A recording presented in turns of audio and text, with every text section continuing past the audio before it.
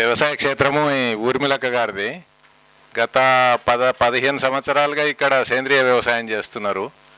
మీరు దీన్ని గమనించవచ్చు, ఈ భూమి యొక్క తీరును ఇదంతా. అయితే ఈరోజు ఇక్కడ శిక్షణ సమావేశము ఊర్మిళక్క గారి క్షేత్రంలో పెడితే బాగుంటుందని నిర్ణయించి పెట్టడం అయింది. ఊర్మిళక్క గారిని ఈ సమావేశానికి అధ్యక్షత వహించాల్సిందిగా కోరుతున్నాను. విజయరామ్జీ వచ్చారు. వీరి గురించి చాలా మందికి ఇందులో తెలిసి ఉంటుంది, అయినా మళ్ళీ ఒకసారి పరిచయం చేస్తా. సుభాష్ పాలేకర్ జీ కృషి అంటే ఎస్పీకే. ఆయన అగ్రికల్చర్ బిఎస్సి చదివి ఈ నవీన వ్యవసాయంలో పట్టభద్రుడై ఈ వ్యవసాయ పద్ధతి ఏదైతుందో ఇది మానవాళికి చేటు చేస్తుంది, పర్యావరణానికి చేటు చేస్తుంది, అదేవిధంగా మన దేశ యొక్క ఆర్థిక ప్రగతికి అన్ని విధాల చేటు చేస్తుందని కొన్ని సంవత్సరాలు ప్రయోగం చేసి ఆయన ప్రకృతి వ్యవసాయ పద్ధతిని కనిపెట్టినరు. ఆయన యొక్క పద్ధతిని ఎస్పీకేని విజయరామ్జీ తెలుగు రాష్ట్రాలు రెండిట్లల్లో ముందుకు తీసుకెళ్తున్నారు. వారి కృషి అమోఘము, అభినందనీయము. వారికి తెలుగు రాష్ట్రాలు అన్నీ రుణపడి ఉంటున్నాయని నేను భావిస్తున్నా. నేనైతే రుణపడే ఉన్నా. ఊర్మిళక్క కూడా చెప్పింది ఇందాక. తర్వాత రాజవర్ధన్ రెడ్డి గారు, వారు విద్యావేత్త అయినా కానీ వ్యవసాయం చాలా అవసరం మానవాళికి. వ్యవసాయం లేనిది ఆహారం రాదు, ఆహారం లేకపోతే మనిషి మనుగడ సాగదు. ఆ వ్యవసాయం ఎలా ఉండాలి? తక్కువ అంటే ఏమి ఖర్చు లేకుండా పూర్వం వ్యవసాయం ఏదైతుందో దాంట్లో మెరుగైన పద్ధతులు ఎస్పీకే సుభాష్ పాలేకర్జీ చెప్పిన పద్ధతుల్ని వీరు ఈ మన చుట్టుపక్కల ప్రాంతాలలో ముందుకు తీసుకెళ్తున్నారు. శిక్షణ ఎక్కడికి పిలిచినా కానీ శిక్షకుడుగా వస్తున్నారు. వారు కూడా ఇక్కడికి వచ్చిండ్రు, సభ వేదికను అలంకరించారు. వారికి కృషికి కూడా మనమందరం రుణపడి ఉన్నాం. అభివందనీయులు వీరు. తర్వాత అంజిల్ రెడ్డి గారు, భారతీయ కిసాన్ సంఘ్. వీరు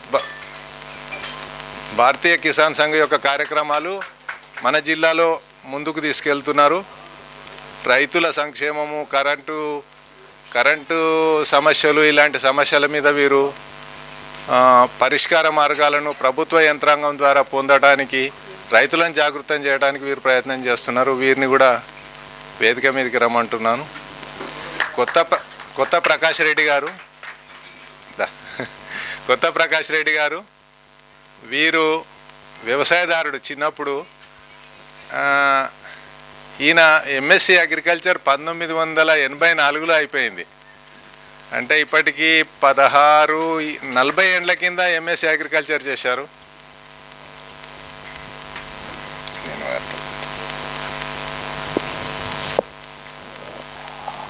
అయితే సేంద్రియ వ్యవసాయం మీద మక్కువ ఉంటుంది. వీరిది పెద్దాపురంలో క్షేత్రం ఉన్నది, వ్యవసాయ క్షేత్రము. ఈయన చిన్నప్పుడు చాలా కష్టజీవి. అంటే నాకు క్లాస్మేట్ ఉండేది. ఎంత కష్టజీవి అంటే గుంటుక కొట్టేటోడు, ఎరువు బండిలో ఎరువు నింపేటోడు, ఇవన్నీ చేసేటోడు. వ్యవసాయంలో బాగా అనుభవం ఉన్నది. ఇప్పుడు ప్రస్తుత పద్ధతిలో చాలా చెడు జరుగుతుందని ఒక అభిప్రాయం కలిగిన వ్యక్తి. ఈయన కెనరా బ్యాంకులో జనరల్ మేనేజర్గా రిటైర్ అయ్యారు. అంటే జనరల్ మేనేజర్ అనేది కెనరా బ్యాంకులో అతి ఉన్నతమైన పోస్టు, అందులో రిటైర్ అయ్యారు. వ్యవసాయం మీద మక్కువ ఉంటుంది, చాలా శ్రద్ధ చూపుతారు. ఇప్పుడు సభను ఆరంభించవలసిందిగా ఊర్మిళక్క గారిని ఇందాక చెప్పే ఆమె యొక్క భాషణ ఏదైతుందో సాగించాల్సిందిగా కోరుతున్నాను. నా పరిచయం, నా పేరు మధుసూదన్ రెడ్డి. నేను ఊర్మిళక్క మొదలుపెట్టినప్పుడే వ్యవసాయం మొదలుపెట్టిన. నేను ఇక్కడ చాలామందికి డాక్టర్గా తెలుసు, వెటర్నరీ డాక్టర్గా రిటైర్ అయినా. నేను ఈ పక్కనే తాడూరు మాది, అక్కడ వ్యవసాయం ఉంటుంది. ప్రకృతి వ్యవసాయమే చేస్తా. మాకు ఒక 23 ఎకరాల మామిడి తోట ఉన్నది. వరి 1 ఎకరా మాత్రమే చేస్తా. మిగతాదంతా అదేంటి పాలకి ఇచ్చినాం, వాళ్ళు బుద్ధి పుట్టినట్లు చేస్తుంటారు. ఈ 24 ఎకరాలు 25 ఎకరాలు మాత్రం నా ప్రమేయంతో జరుగుతుంటుంది. సభను ఆరంభించాల్సిందిగా ఊర్మిళక్క గారిని కోరుతున్నాను.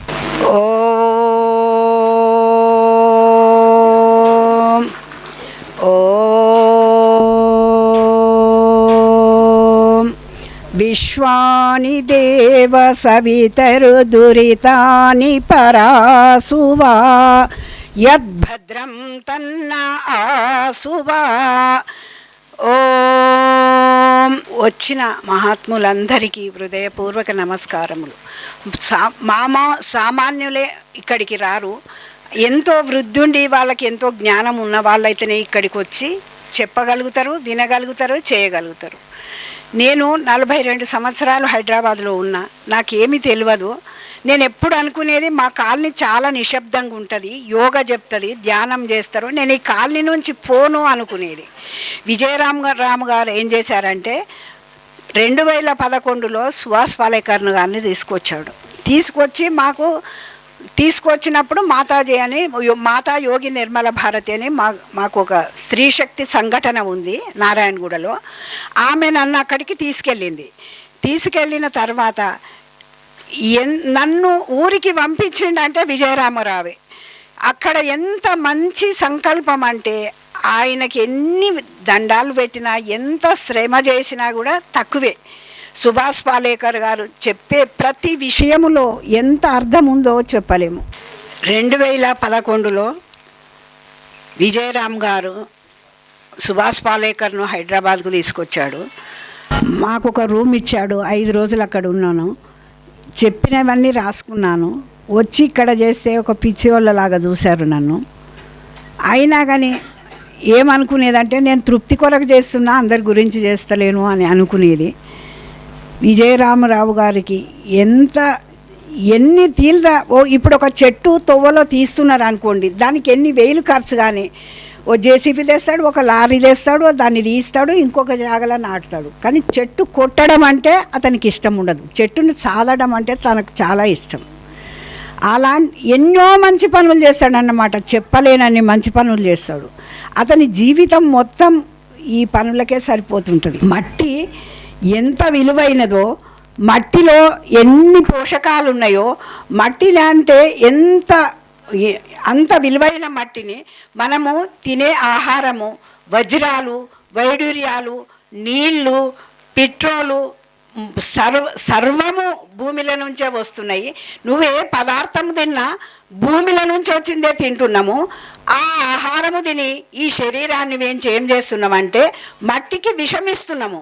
ఈ విషమిస్తున్నాము, మట్టిని నశింపజేస్తున్నాము అని ఒక్కరికి కూడా ఆలోచన లేదు. ఎందుకంటే మట్టిని మనము కాపాడితే రేపు మన రాబోయే సంతానానికి ఆ మట్టిని పవిత్రంగా ఉంచితే అదే గొప్ప ధనం అన్నమాట. మనం ధనం సంపాదించింది మనకి ఎప్పటికి ఉండదు, అది మన తరంతోనే పోతుంది. ఈ మట్టిని జాగ్రత్త పరిస్తే వచ్చే తరాలకు ఎంతో గొప్పగా పిల్లలకు భవిష్యత్తు ఇంకొక 10 సంవత్సరాలు ఇలాగనే మందులేసి పంట పండిస్తే ఈ భూముల పరిస్థితి ఏమవుతుందో ఆ రోజు మీరు ఆలోచిస్తారన్నమాట. నేను ఈ ఊరికి ఎందుకు వచ్చినంటే సంపాదించుకుందాము, ఏమో చేద్దాము, నేను వ్యవసాయం చేస్తా అని రాలే. మట్టిని కాపాడాలి, ఈ క్షేత్రము ముందు తరాల వారికి స్థిరంగా నిలబడాలనే ఉద్దేశంతో నేను వచ్చి. మరిన్ని అప్డేట్స్ కోసం బ్యాక్ టు రూట్స్ యూట్యూబ్ ఛానల్ని సబ్స్క్రైబ్ చేసుకోండి.